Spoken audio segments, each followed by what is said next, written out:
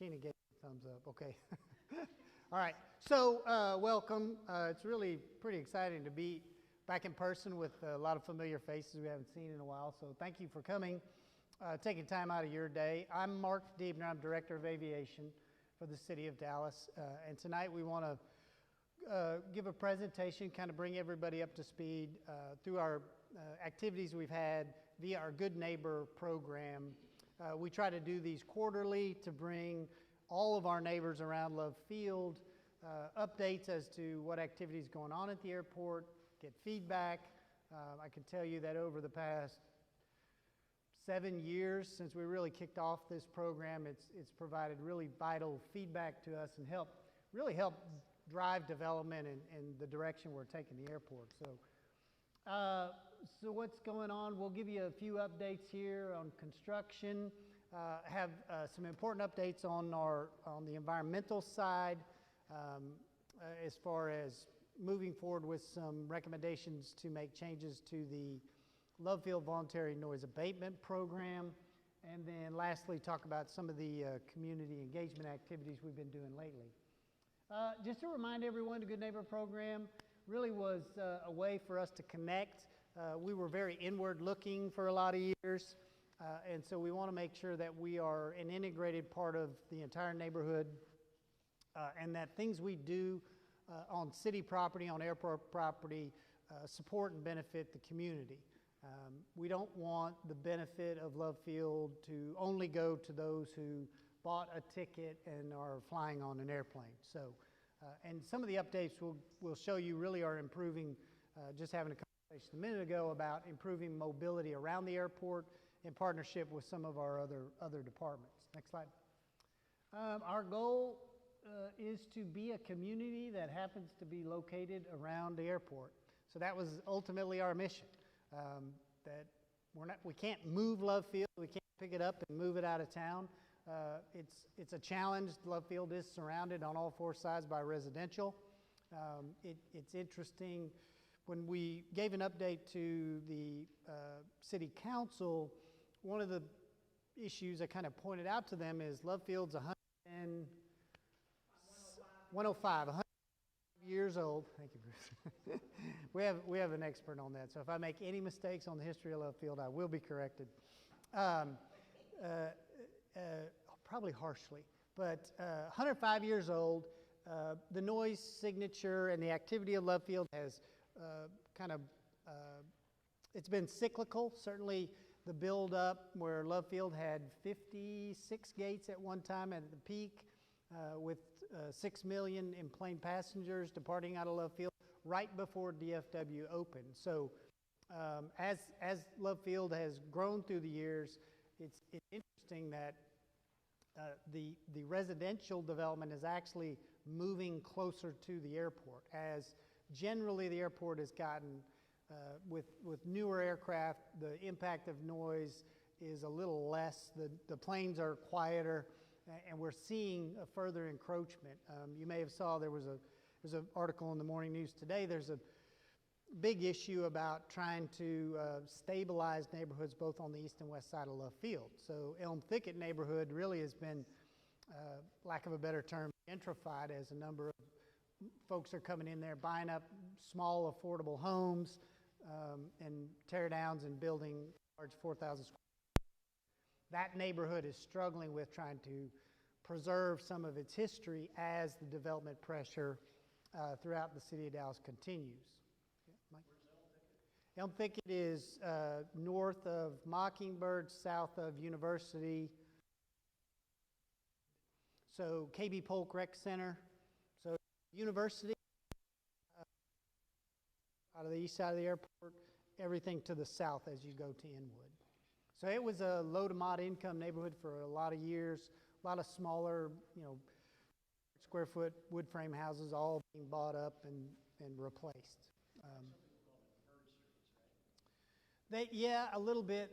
There was also Love Field North Park was also a name for that neighborhood, but Elm Thicket is the neighborhood name that they preferred. We actually did a history of Elm Thicket project where we have some of their history of that neighborhood that's going to be integrated with the Lemon Avenue Streetscape. So we can promote kind of the history of that neighborhood as it's changing. So I think that the Planning Commission meeting is Thursday. Yeah, so they're going to have a big debate on trying to reduce the max height of development and maximum that could be developed. So in an effort to keep the neighborhood character in place. So, you know, generally the areas around, we've identified kind of the 7. They're all unique. Each one kind of has its own characteristic. The Bachmann Lake or Shorecrest Drive, and then the Bachman area on the north side of the lake, Lemon Avenue, the Mockingbird Lane, Denton Drive. That neighborhood, which was Lovefield West, is now West Love. So we've been doing some initiatives with them too on street toppers, neighborhood identity, and things like that. So we're continuing to try and be integrated with each of those communities. So what's going on at the airport? Operations. The big question on everyone's mind is, where are we compared to where we were pre-pandemic? I can say that the highest month we've had in the past 12, we were just about 95% of pre-pandemic passenger levels. The operations are still in that 90% range. It's interesting that the general aviation flights came back much quicker than commercial, but the commercial flights are still probably at their peak. We were daily departures out of Love Field of 205, depending on the day, seasonality, and we're right now about 180, 2 or 3, depending on. Alaska's really dropped off and really isn't doing anything. Delta is basically doing 5 flights a day, and then Southwest is down from their 195 schedule down to 175. So now we do think with the demand in travel, notwithstanding recession, so I'm not an economist, I'm not going to try and give my crystal ball, but the travel demand has been returning. The key point of that is business travel has not returned yet. So it's largely leisure travel and a hybrid. As more companies and individuals opt for work from home, there's sort of these mix of, I'm working, but we're going to be working but the family's going to be with me in, California while I'm working. So it is interesting. I don't know that anyone's really got their finger on talking to other airports. We're ahead of pace. It's interesting. Some of the leisure markets across the country are above 2019 levels. So leisure destinations in Florida, the West, places like that, they're actually having the best year they ever had. So how that looks, going forward, we would expect to get back to where we were by Thanksgiving, at least number of operations. We're kind of waiting for a fall schedule to be announced. I will say, if you didn't see it, the city and the airlines have settled the lawsuit over the gate usage, and ultimately Southwest, right now, so the gate distribution, if you don't know, 16 gates are leased directly to Southwest Airlines. 2 are leased to United Airlines and 2 are leased to American. United subleased their gates to Southwest, so Southwest has 18 of the 20. The 2 American gates were leased to Virgin, which now, after Alaska bought Virgin, now Alaska is the subtenant on those 2 gates. The lawsuit essentially, we had a temporary restraining order when we first filed the lawsuit that Delta would be able to operate 5 flights on one of Southwest gates. It was gate 15. And then Alaska had free enjoyment of their 2 gates. Alaska has not been operating very many flights, and certainly after the pandemic. So the settlement is Delta will leave the gate they're sharing with Southwest, and they will get 1 full gate of Alaska's gates, gate 17, I think, to where they can operate. Delta has said they would go from 5 flights a day to 9, so that will add some level of passengers.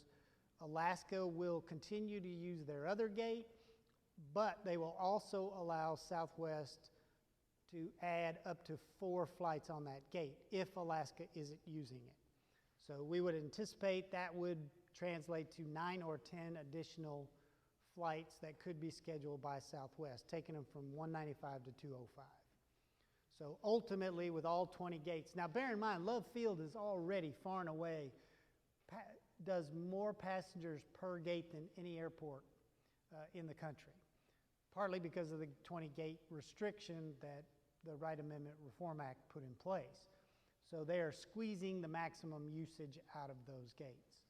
I can say that we will continue to see use of the 737-800, which carries more passengers. So more passengers doesn't necessarily mean more flights, but we would expect Southwest to maximize their gate usage.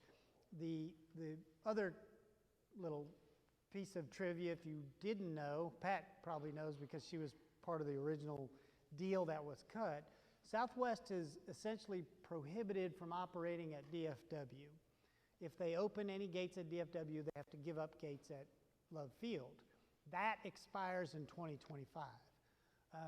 Southwest has not officially said, but has given strong indication that they would intend in 2025 to begin service out of DFW. It would follow the pattern that they've done in Houston, where they were only at Hobby, but they also now are flying out of Bush, as well as Chicago. They used to only fly out of Midway, but they're also flying out of O'Hare now. So Southwest is on the record saying for an airline to survive, it has to grow. Love Field is capped at 20 gates. There is no opportunity for further growth there. Therefore, they're going to be looking at other alternatives. So just now, what that means to the number of flights they would want to operate out of Love Field, I don't know yet. But we would expect, given the demand, because of Love Field's location, its convenience, its affordability, we're a low-cost airport for the airlines, that we will have airlines interested in operating all 20 gates all the time. So, next slide, I may have gone to. So you can kind of see the departures. Blue is Southwest, orange is Alaska, and yellow is Delta. So you can see from the handout and the screen, and I guess it's on screen online, right? You can see we're not yet back to the pre-pandemic levels. A big drop off since April. You can really see the difference on the orange, which is Alaska, how few flights they've been operating post-pandemic. So next slide. Total bookings, that's just tracking our total passengers. That we are 94% on passenger count. I think May was a little slower at 91%. So we're still not quite there. So that tracks with the number of flights that we've seen, a little lighter traffic count. What's interesting, though, we actually raised parking rates because our parking was being, we saw, there's a lot of, and I won't bore everyone with it, but anyone who wants to spend a long time talking to us at the airport, everything we knew and how to predict before the pandemic, because we had all those years, passenger behavior, and all that went out the window. So now, the dwell time in our garages is up, so our parking availability is, we've been running out of parking, so we raised rates to try and suppress demand. Even though flights and passengers aren't yet, we're exceeding our parking capacity because the folks that are parking are staying longer. So that translates more leisure travel. Leisure trips tend to be longer than business trips, so we don't have the turnover in garages. So there's any number of those things that's happening. Taxi usage, Uber and Lyft usage, all those kind of things are not, we're relearning how to interpret future bookings into how we need to manage the airport. So, and every airport across the country is doing it. A couple interesting things. We had several years ago, gosh, it was before, I'm trying to remember, we went to the park board with a wildlife feeding ordinance in an effort to enforce folks that were feeding waterfowl at Bachmann Lake. We went to the park board It was not received as well as we were led to believe it was going to be, and the park board, since it was a criminal citation, the ordinance set out if you fed wildlife and you were warned, you could be issued a citation. So park department did not care, park board did not care for that and didn't support putting that ordinance in place. We already had any number of measures we've been doing in our environmental group we've got signage up, all those kind of things. One of the things that came out of that was the recommendation that the airport reimburse the park department for additional park ranger expense. And the deal was cut that we would reimburse the park department for park ranger activity, but they had to demonstrate and document that they were actively working at Bachmann Lake with an emphasis on educating the public and discouraging bird and other wildlife feeding. So that program is actually working pretty well. They're doing a number of other things, looking for illegal vending. A lot of vendors pop up at Bachmann Lake Park without permits, watching the alcohol consumption, the prohibition on such, and homelessness in the park to make the park better. Our interest, of course, is in the wildlife, and the park department and the rangers are doing a great job. They're documenting number of citizen encounters, educating them about wildlife feeding, things like that. So we're pretty excited about that program, kind of a partnership. It's interesting, though, because of the coyote attack in Lake Highlands, the idea of a wildlife feeding ordinance is back on the table. So that'll be interesting how that goes through the process. Now, I don't think we would be overly zealous in trying to get enforcement of that, but it certainly would be one other tool for us to enforce no feeding in the park. Infrastructure, what we've been working on. If you didn't know it, go ahead, next one. We're loading. We had a closed runway. I think everyone knew it, mainly because we had told everybody we were going to do it, but then the very large pile of dirt that we had where the runway used to be, I made a joke, I gave a talk to an engineering group that we were trying a new concept, and it was called an uphill runway, and we were going to get the planes up and out quicker. It was funnier to engineers because they know how silly that is. Anyway, it's engineering humor. Is it broken? Okay. So runway 13 right, 31 left was a full-length reconstruction. It's part of a bigger project which includes taxiways Charlie and Tango. Thank you. That runway was 88, just to give you some sense, it's 8,800 feet long, 100 feet wide, with two 25-foot shoulders, so 150 total width. Complete reconstruction. We did a lot of concrete recycling to minimize trucking. We dealt with various issues as it went along with dust and truck traffic, but by and large, we wanted to start it about 8 months earlier than we did. We had some issues with the financing being in place. So some of our traffic had already come back by the time we started. Our goal was to have the runway shut for 12 months, or a little less than 12 months. We ended up, because of supply chain issues, we had some challenges at the beginning of the project with some, like I said, Love Field, 105 years old. There's a lot of stuff under the ground that nobody knows. We think there's nothing there until they start digging, and then we have to remediate unforeseen conditions, as well as the contractor really struggled with workforce, COVID impacts, things like that. So we were a little behind schedule. The good news is we came in at budget, with the exception we did about a $3.5 million change order. Well, it was about almost $5 million, but $1.5 million of that was us. It was things we asked for. But the $3.5 million really went to increased cost of getting more cement than was available locally, so we had to pay increased amounts to get it shipped here, trucked here, So there was just some of that, and it was more expensive. So, but even with that change order, we still wound up right at that budget. So all in all, on a $165 million project, really well done by the team. Now there is going to continue to be work on the darker blue on the north end, on phase 3 and 4, 4 and 5. Sorry, Marissa's mouthing to me. That taxiway Tango up by Southwest, and then we'll also be working on the perimeter road, which will services the FBOs and the airlines. So not that important, but a big project, and we got it open by the end of June, which is what we had committed to do.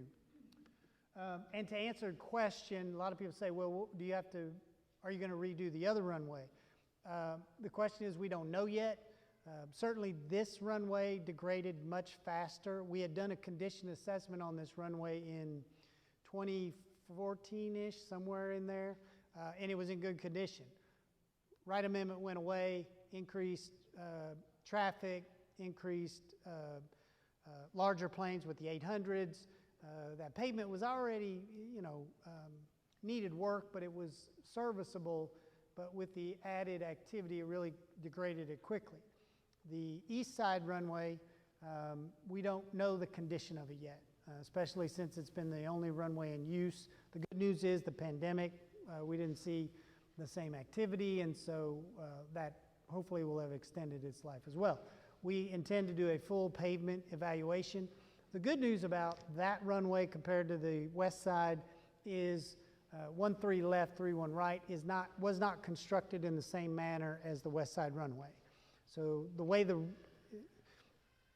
it was built in a way that the FAA doesn't even let you build runways anymore, which required a full length, full depth reconstruction. So we're going to be doing work on taxiway A. We're doing a pavement assessment, and then we'll get an idea of when we need to put it on the schedule to work on. We don't expect it to be a full length, full depth, so hopefully the closure will not be as long. But look, Love Field's 105 years old. It's going to need work. We have 14 million square feet of pavement. A lot of it's old. We've been steadily replacing and fixing a lot of it, but Love Field will now and forever be working on something on the airfield, just like Dallas streets. Lemon Avenue's looking great.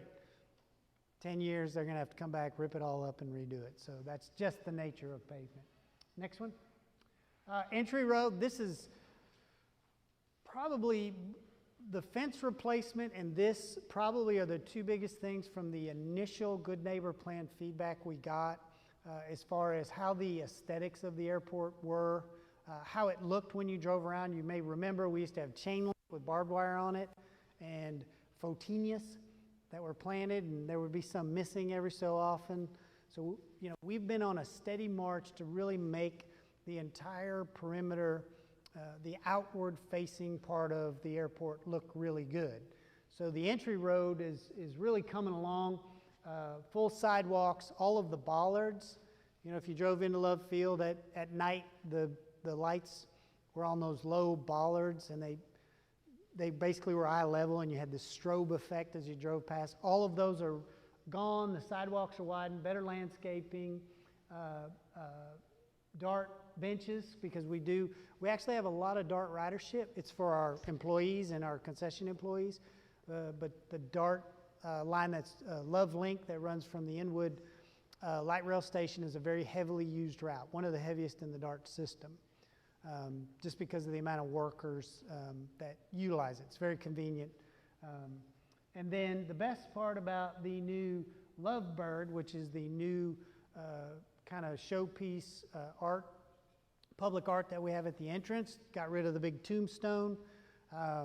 That Lovebird came to us. So we've funded a number of art projects on airport property and in the terminal. And we do that because the city has a public art ordinance. Any large capital project has to pay 0.75% into a public art fund. And we did that, and we spent the money we contributed as part of our project on art at Love Field. However, other departments like the water department, which does a lot of big projects, they really don't have a good place to put them. You know, you could put a piece of art at the wastewater treatment plant, but you know, that's really not gonna, the public's really not gonna get to enjoy it. So the best thing I can say about Lovebird is that was paid from water department bonds and not from airport funds. So we got great art, specially commissioned piece. When we get the power all hooked up and you drive by it at night, it's a lighted piece. We lit it up temporarily so we could see it. It's fantastic. It's going to be a great new entrance to the airport. So we're very excited about all of those improvements. Next one. Crossfields, the other big airfield project. Because of our age, a lot of the airport geometry, the way the taxiways are laid out, are remnants of the old airfield layout, which was a north-south runway and an east-west runway, right? So Love Field's runways right now are not north-south. They're sort of northwest to southeast. And so this kind of spider web, for lack of a better term, in the middle of the airfield is all going to get cleaned up with a new Crossfield taxiway project. So all of those little connectors are all going to be replaced with two parallel taxiways connecting taxiway Lima and Bravo. So you'll be able to go, it'll look more like an H once we're done. And that'll open up that midfield development. And as part of that, we'll also be moving our aircraft rescue and firefighting station, Station 21, which is kind of on the north side of the airport. That will move more to a central location in the middle of the airport. So we're required to maintain what's called an index, which means we have 3 minutes from the time the phone rings at that station for the ARF rigs, these special vehicles built to fight aircraft fires. They have 3 minutes to get to the farthest point on the runways.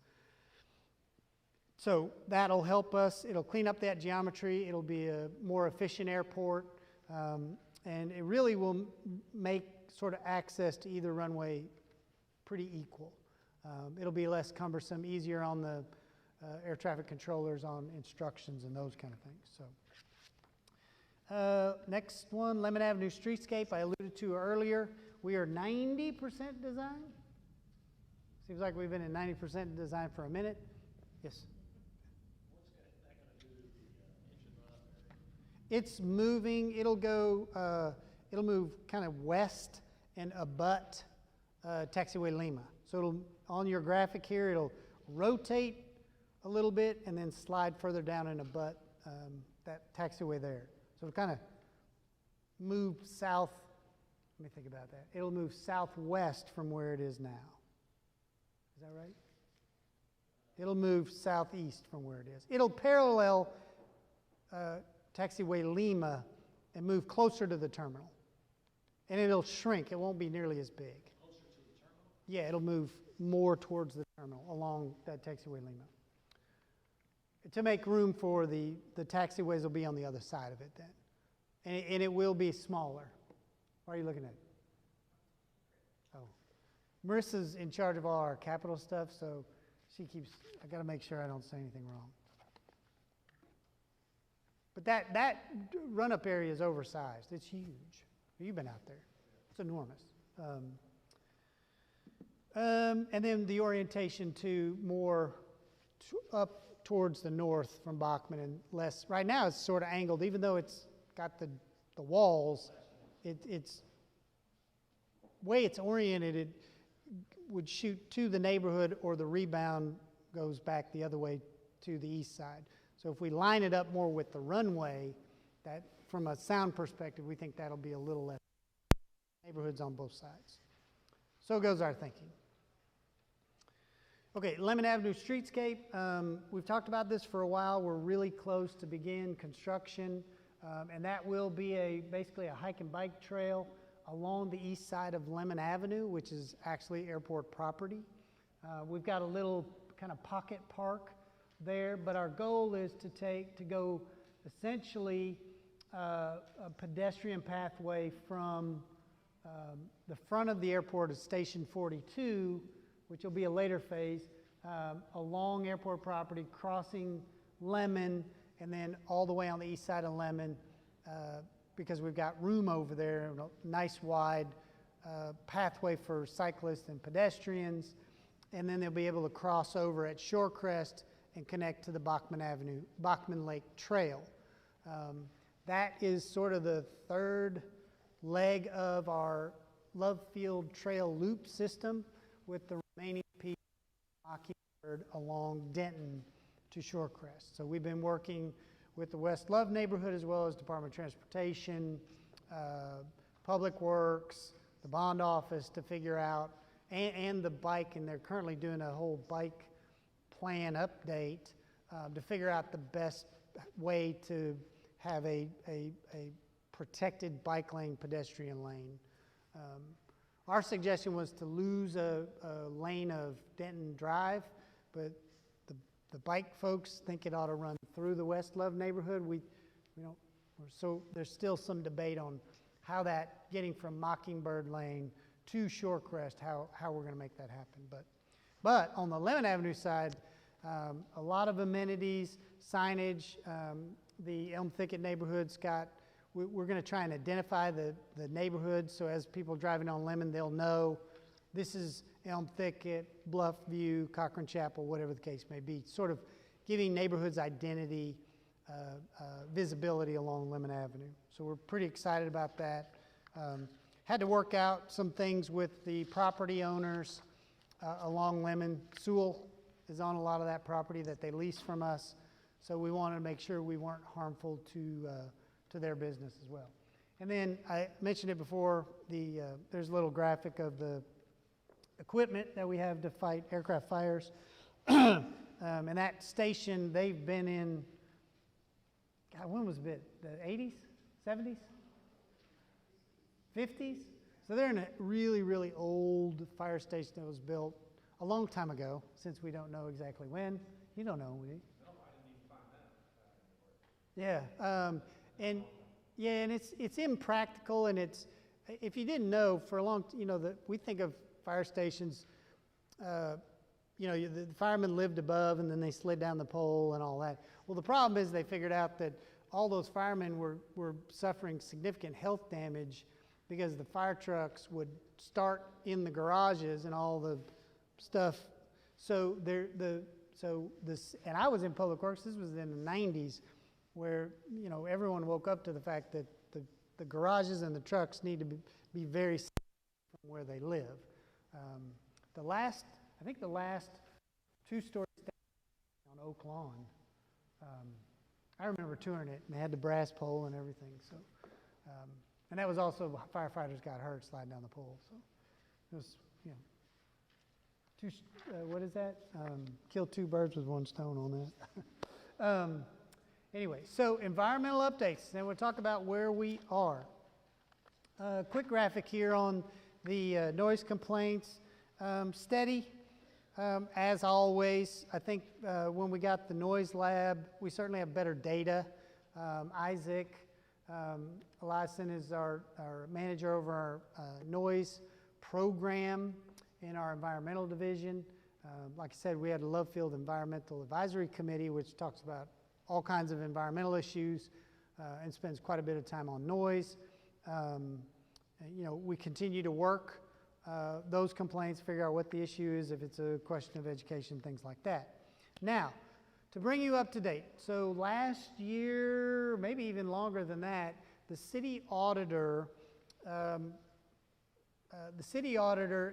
is appointed by the city council, and they have their mission is to audit performance and financials of the city. So they verify revenue estimates, all those kind of financial things.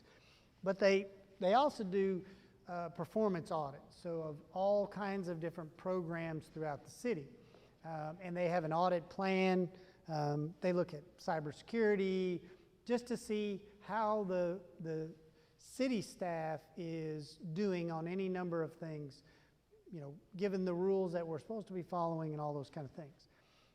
So this auditor had the voluntary noise abatement program on their audit plan. So that was almost 2 years ago, I guess, when they started it. And so they came in and said, well, interestingly enough, the original noise abatement program for Dallas Love Field was approved in 1981. It was approved by council. There were some modifications done in the mid-'80s, but all the rules changed in 1990.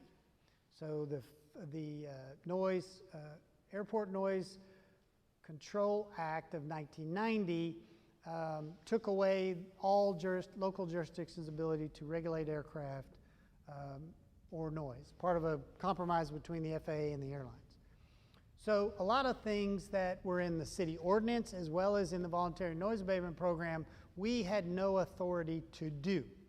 Now, we have updated Chapter 5, which is the ordinance for airports, and we took out a lot of stuff that we can't do. I mean, there was stuff in that ordinance that if you wanted to distribute handbills from a hot air balloon, you had to get the Director of Aviation's approval. So, you know, that, and you couldn't, the airport director had you had to check with the airport director, do all these kind of things that I have no authority to approve, to allow or disallow because of the FAA rules. So a couple years ago, we went through with the city attorney's office and cleaned up that ordinance, took out everything that we have no authority to do. However, the voluntary noise abatement program has never been updated since it was last modified in the mid-'80s. So we, and the folks in Department of Aviation before I got here, I've been here longer than I thought, but our response has always been when folks look at the program and say, well, you're not doing this, you're not doing that. Our response has been, we can't. We we ignore it.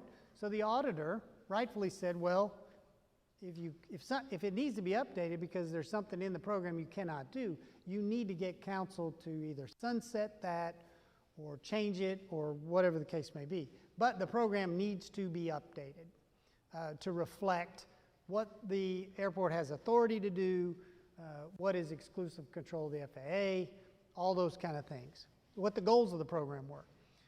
And part of that discussion was sort of one of them, to be honest with you, was a preferential runway program, which at the time there was less development on the west side.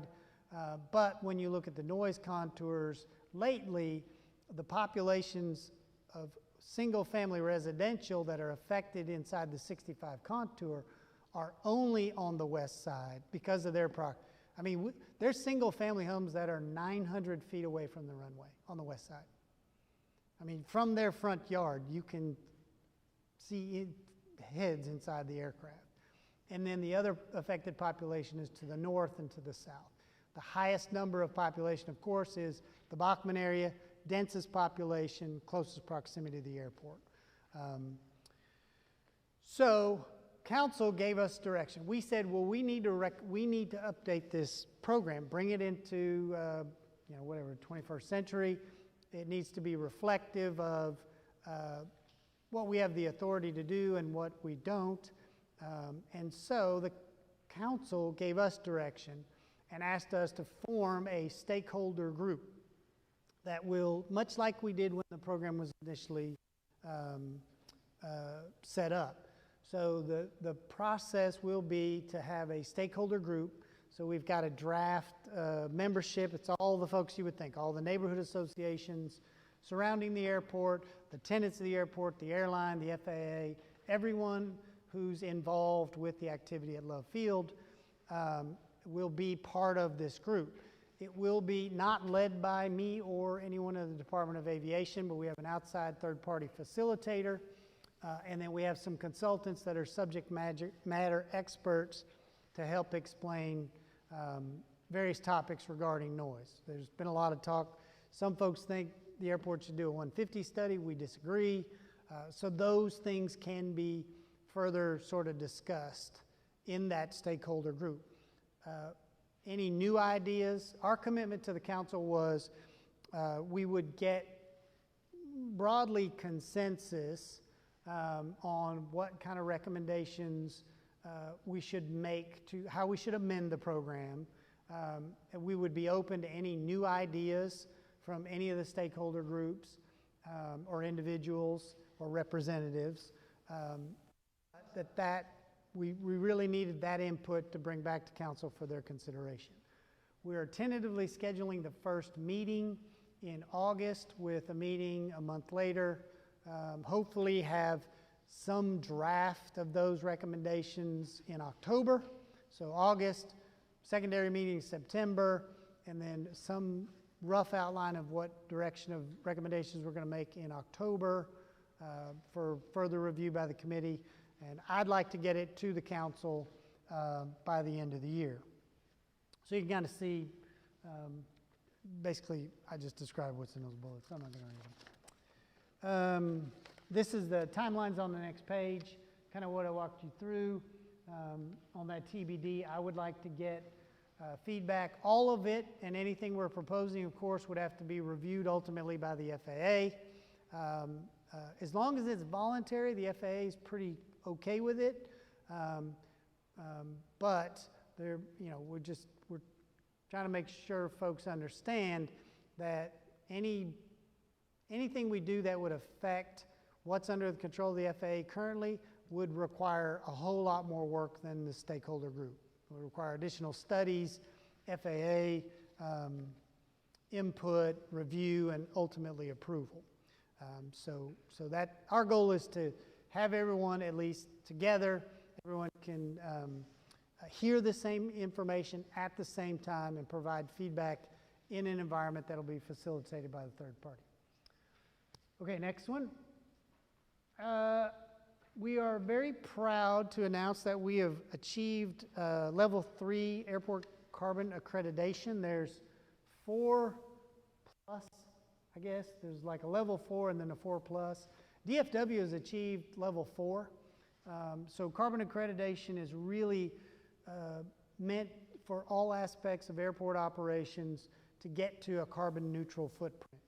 Now, given the amount of emissions that come out of airports, especially from the aircraft, getting that last little bit zero really is going to require expenditure of funds to buy credits, to offset.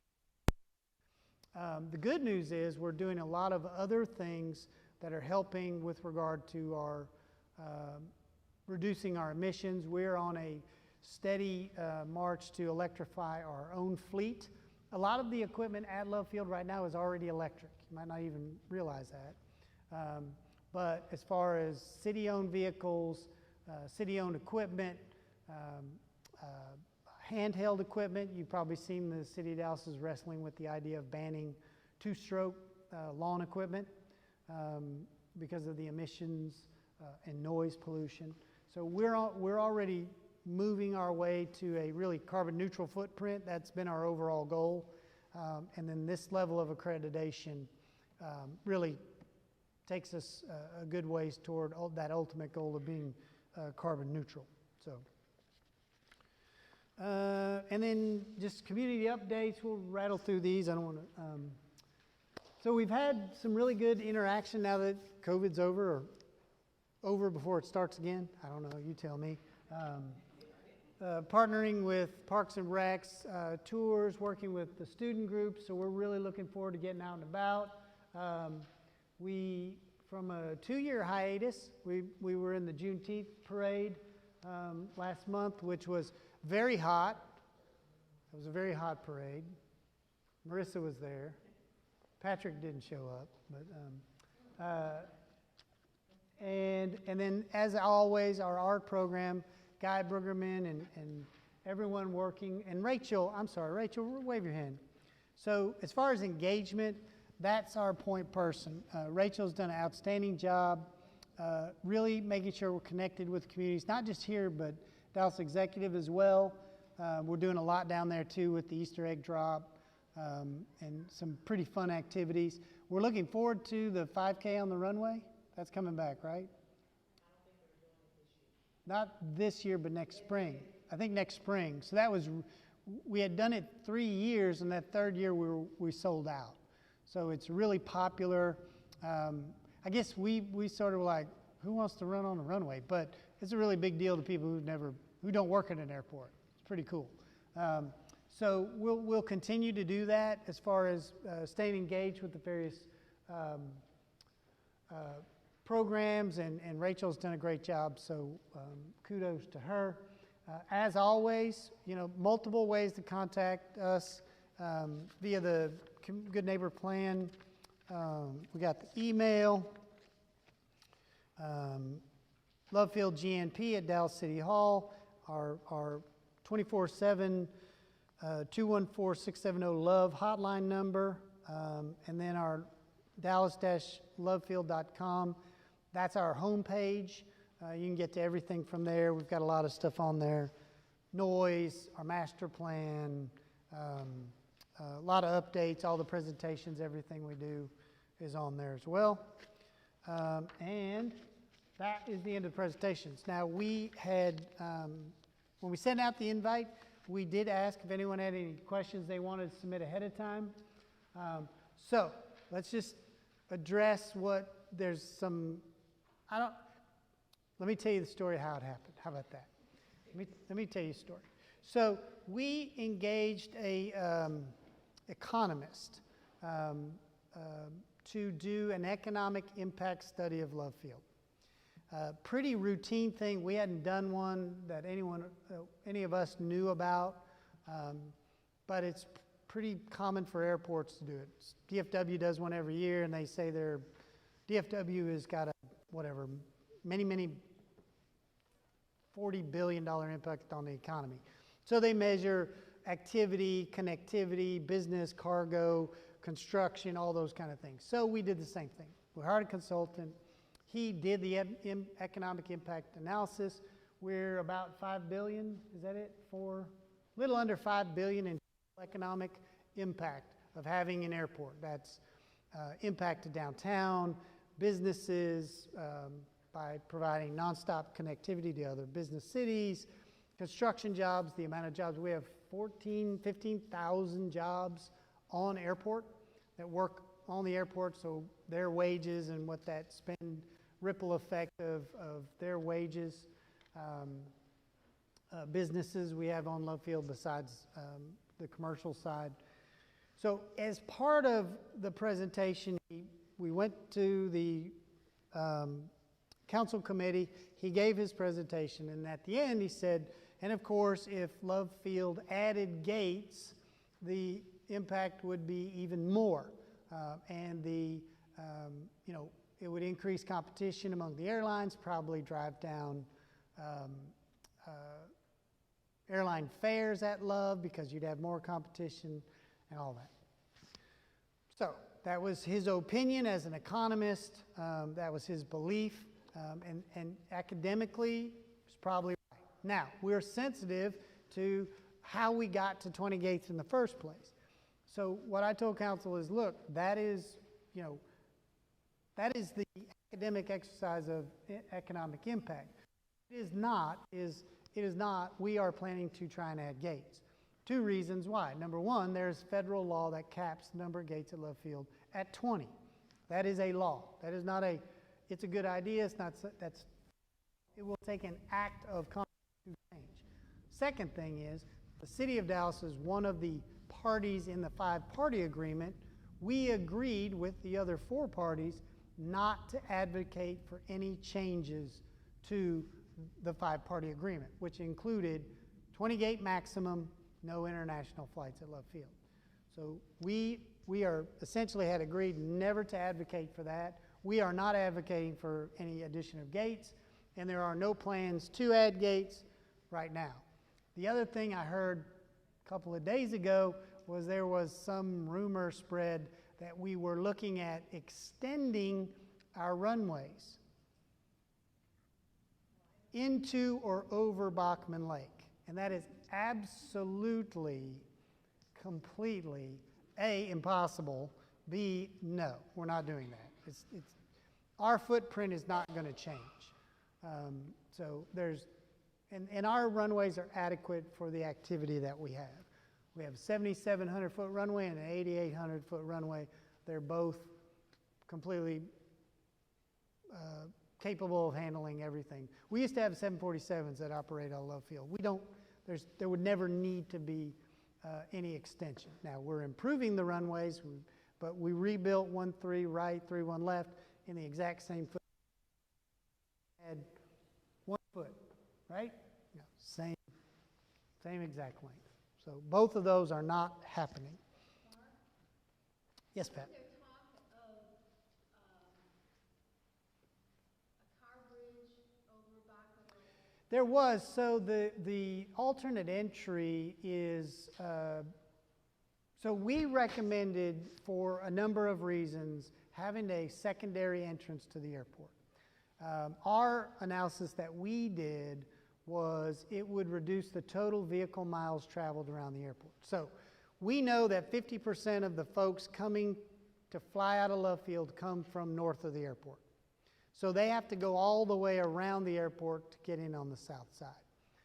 It was our belief that if we had a secondary entrance, that would reduce congestion on Mockingbird and at the entrance, which is in failure, especially during our peak times, which adds to air quality issues when cars idle for extended periods because they can't make it through a light through several changes.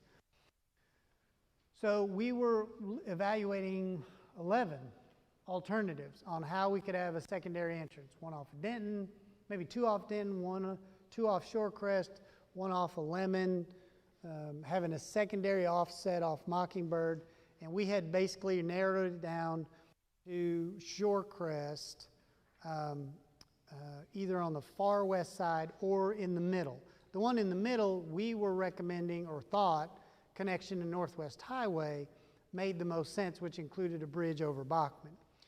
So, the park department, park board didn't care for that because of their belief it would negatively affect Bachman Park. However, about that same time, there were a number of other issues. North Central Texas Council of Governments is the metropolitan planning organization for the region for transportation.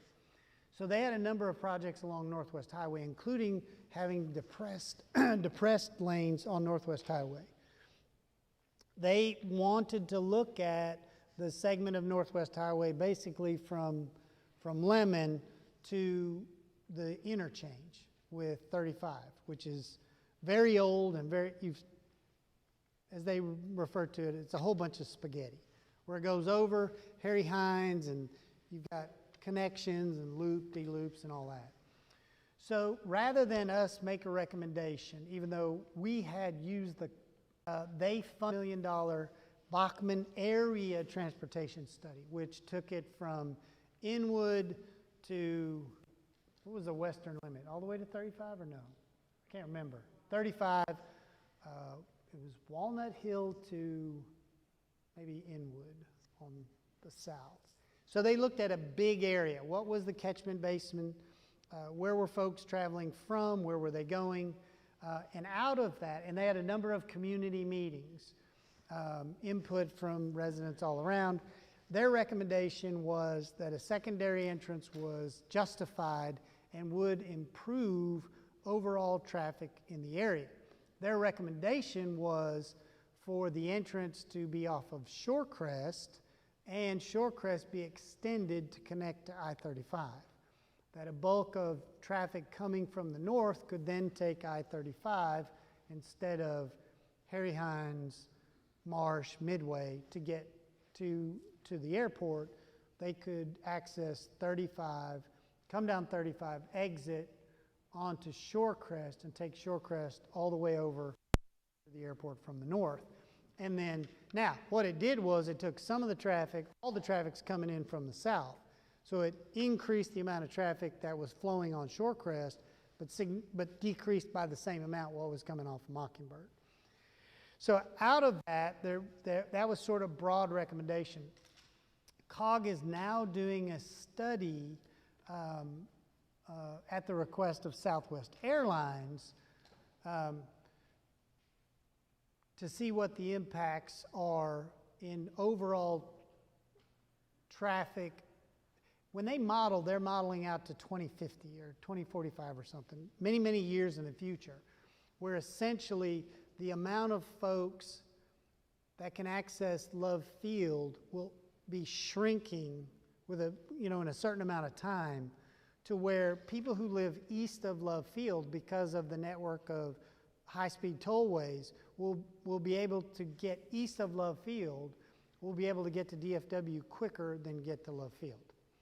So Southwest, that concerns them as they're doing their long-range planning, because north and east of Love Field really is, that's Southwest sweet spot. When you get north and west, those folks are probably more likely, go to DFW. It may be more convenient for them. So none of that settled. I can say that that alternate entry is, several years away from really any decision point, just from the number of studies. And then if we are going to access from Shorecrest, Shorecrest is already designated to be widened as part of thoroughfare plan. So anything that happens on Shorecrest and whether it connects to I-35, that's other people's issue to solve. COG would agree that without improvements in connecting to 35 and improving the Northwest Highway corridor, just having an entrance off of Shorecrest as it is now to get to the airport wouldn't do much to improve traffic around the whole area.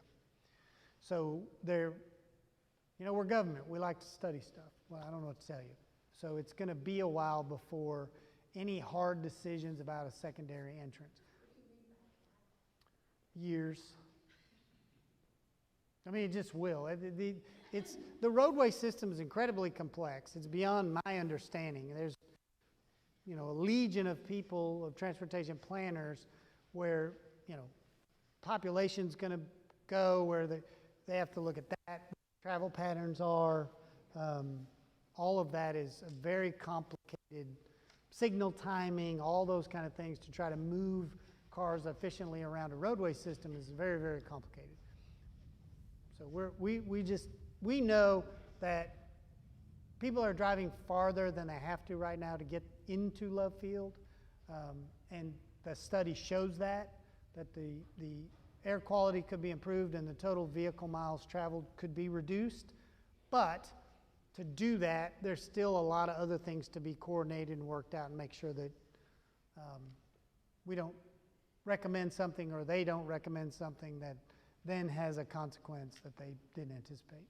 So that takes time, because there's all these other things happening. Other roads are being built and closed and widened and all that. So it's a very dynamic. When they said there was going to be a bridge over the lake, and I was trying to figure out where the heck you were going to get into the airport, go across and come in without going between the two runways. Well, you go between the two runways. What level? Land? It would be surface until right before you get to the two new taxiways. Go back to slide. Do we have a graphic of the new runways? No, we don't. Go back up. No, go back. No, you can go to surface quite a bit. Go to 16. One more. So you would come, there's a street right there. What is that street called? I've forgotten now. Weiss? Yeah, so Weiss. Now bear in mind that the elevation of the runways is way above Bachmann Lake. There's a big elevation. So our concept was to come really at airport level, and that would take you over the lake and connect with Northwest Highway. So we're not going to do that. That's not the recommendation. Now would be creating a roadway widening Weiss. Give me that. And folks at home can't see me using my laser pointer, but you can maybe put the mouse on it. Which one's the pointer? This? No. I think it has, there it is, it says pointer. Can you see it? No, I don't see it. It was on Oh yeah, who's got the thing? Go, yeah, right about, stop, go down, stop, go back up. Okay, there's a road right there called Weiss. That would be widened. We'd have to move some stuff, but then we'd be at grade until right before the taxiways, the new taxiways. And it would go below, it would be basically a cut and cover under the taxiways and under the part of the apron there. And then come back up on the sort of the outbound lane of Herb Kelleher. You know, a long time ago, we talked about having DART go under Love Field, Mm-hmm. and they nixed it because they said, I guess terrorism was more on their mindset, and they said that would be insane because it would be a threat from underneath. Yeah, I think it was two things on that. We did a whole study, and that was to create a people mover from the terminal to the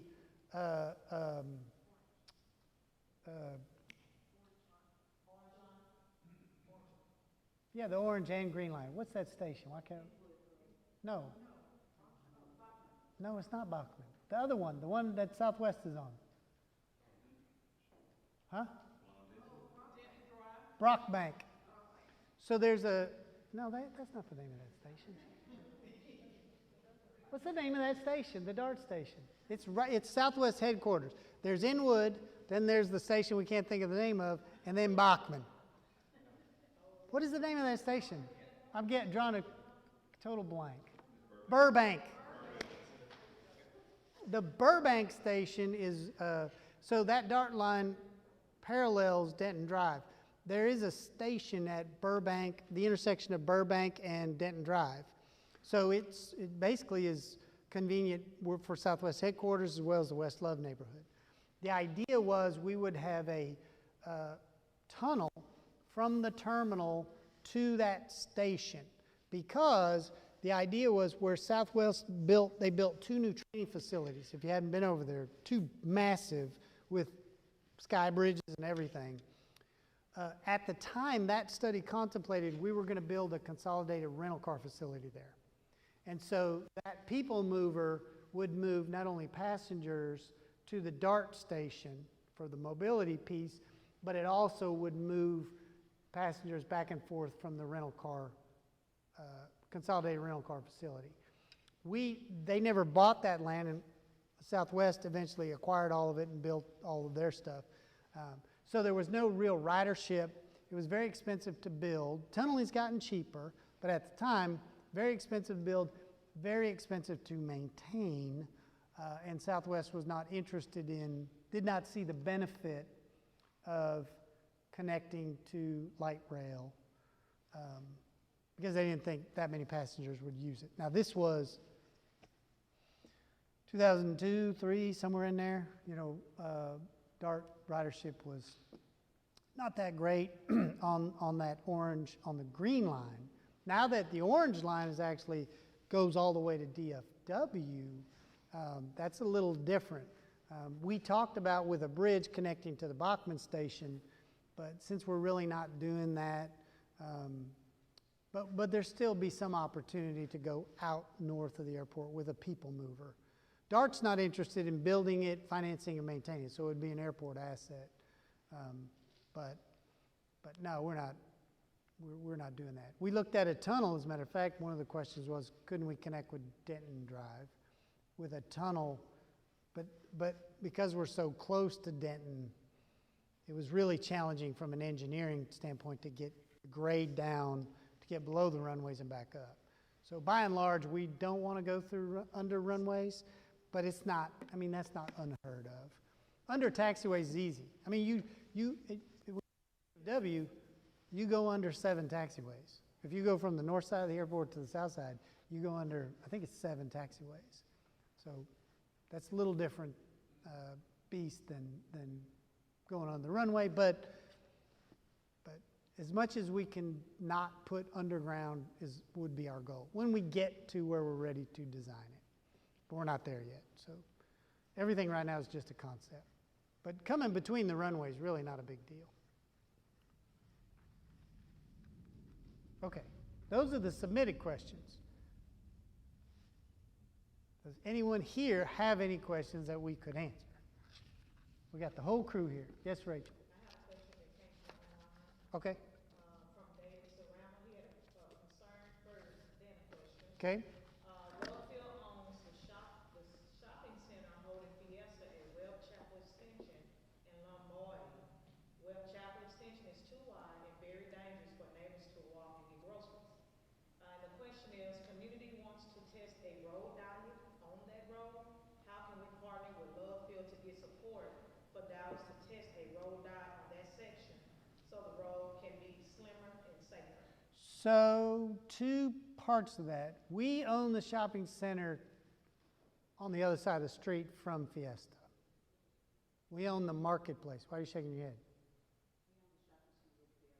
Fiesta's on that north side. We have the marketplace on the south side of that. Okay. We own the shopping center that Fiesta's at. Because my real estate person says we did. All right. Anyway, we will reach out to the transportation department to talk about, even if we can't do a road diet, one of the things we worked with them on the Bluffview Lemon Avenue interchange, we could probably prompt them, because I used to drive, well, during school year when I dropped my daughter off, I come that way. I come that exact way to the airport. And that, they've been doing I guess the water department's been in the median all along Webb Chapel. But the crosswalks are not, we probably could do something, maybe not road diet, but we'll get with them. But for sure, could maybe do some enhanced crosswalk painting, some increased visibility for pedestrian safety. There's a number of things. It's a big initiative on the city's part right now, this Vision Zero, to bring traffic fatalities to zero in the city. So there's a lot of energy towards that. That's a really walkable neighborhood because of the density and the number of apartments all around there. So it is a very, very walkable. See a lot of folks, you know, that whole Webb Chapel extension, Harry Hines, and then that North Cross Street. I forget what that is. So we will work with them. Okay. I've got my folks here nodding that they will have something to report in short order. What was the question? Was that the question? That was the question. Oh, okay. Yeah, we'll work on it. We'll get it online too. Okay, okay. Yes, Bill. We used to get and it's too soon yet because we just opened the runway, but we used to get like a breakdown of how many flights were going in and out on each of the two runways. It's all part of our weekly report that we generate and publish. The runway usage. Yeah, that'll just, now that, well, it's just been zero for now, so that'll restart. So it may be a little early yet to be putting numbers out on that? We open on the 28th. We got a couple weeks worth. Is it working out to about the same percentage that it was prior to the construction? Don't.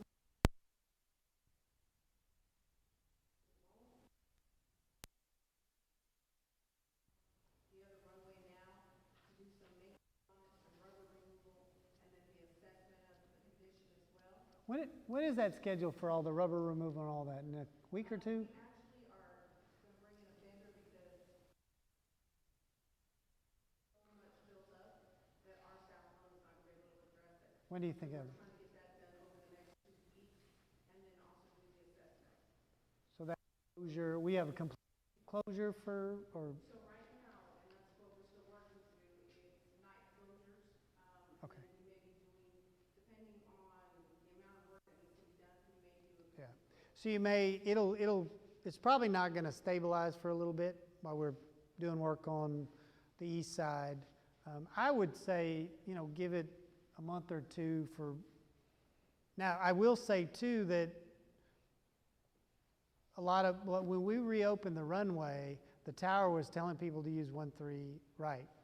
and the pilots say, no, we'll use 1-3 left. So there's still some behavior that, because the other one's been closed, they just assume they have to go on 1-3 left. So it'll just take a little bit. I would give it at least 30 days before we really sort of normalize and see what that activity. We would anticipate we'll go right back to the same patterns we had previously. I don't really see anything now that we've got it reopened. It may be a little more challenging. We'll have, taxiway work and various things that are going to affect movement of aircraft, but that's going to be forever. We're always going to be working. When we close, we've got to do work on taxiway A. When we close that, that's going to be a problem because they're going to have to move aircraft across that east runway frequently, as opposed to queuing them up, bringing them down the taxiway and having. So there's just going to be things that are going to affect runway usage now and forever. Pat, you got anything? Good to see you. Anyone? Anyone else? Okay. Any other questions online? Rachel's checking.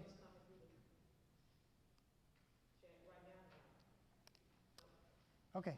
All right. We'll post all the questions and answers online, English and Spanish. Yeah, a couple of questions. We had one question. Rosalind was telling me that we didn't have a translation for it, so we haven't posted it yet, but everything will get posted bilingual. Keep your eyes out on the stakeholder group. So primarily, though, one of the questions came up, let me just be clear, this is not a community meeting. This will be a working group. So one of the issues came up at the Love Field Environmental Committee was, can everyone attend? And it's just not manageable. So we are doing our best, working with the council offices, to find those neighborhood groups that can send a representative. Now, we are aware that some neighborhoods don't have a neighborhood association or a crime watch group so we're going to work with those folks and the council people to make sure that that neighborhood is represented. But it's not because there's no end to that. Then, then do I put a sign inside the airport and say, everyone who flies out of left field, come to the stakeholder meeting? Because they're stakeholders too. We need it to be a group that can be representative. We do the same thing at Dallas Executive. We have a steering committee down there that we did as part of the master plan and the land use plan we did at Executive. So it works, and most of the representatives for those neighborhood associations are really good at bringing issues to the front and make sure that all the neighborhoods are heard from. So that's what we'll be doing, and really thank everyone for coming out. Good to be in person and hybrid, so thank you. No, don't do it. Don't do it. Don't do it. That was for Rachel. Yeah, that was for